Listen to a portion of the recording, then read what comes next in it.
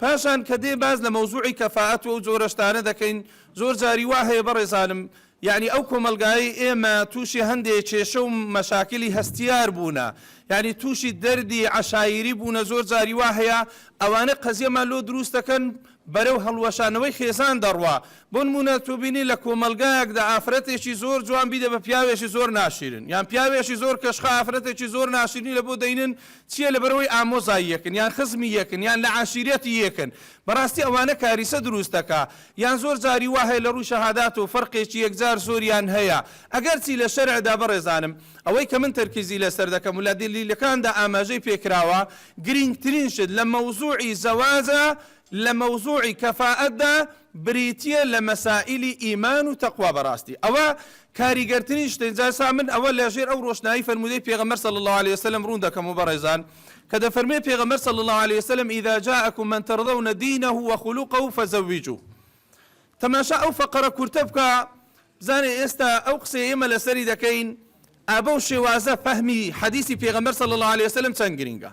دەفەرمێ ئەگەر کەسێک هاتە داخوازی کچەکەتان هم دینی هەبوو ئەم ئەخلاقی هەبوو بیدەنێ لەبەرچ پێغەمبەر صلی الله عليه وسلم دین و ئەخلاق لە یەکتری جوایز دەکاتەوە بەڕێزان خۆ مەسائلی ئەخلاقیش داخلی مەسائلی دینە بەڵام پێغەمبەر صلی الله عليه وسلم لە مەسائلی زەواج دەفەرمێ دەبێ هەم دینی هەبێ هەم ئەخلاقیشی هەبێ کاتە دووشتی لێک جوایز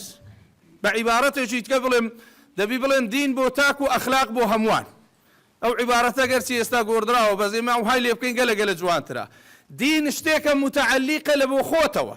لە بۆ خودی خۆت نوێژە ڕۆژیە عیبادەتە بە تەقوای قورئانە خوێنی ئەوانە هەمووی عیلاقەی بە خۆتەوە هەیە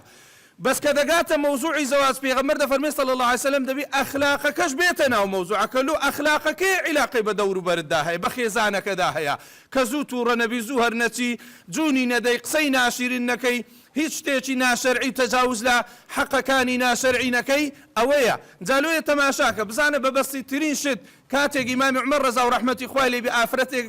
گوێی لێ دەبی کە داچی پێی دەڵێ هەستە ئاو شیری تێکەڵاو کە دەرێ نایکەم لەبەرەوەی ئەوڕۆ عومەر گوتیتی ئەوە مەکەن حەرامە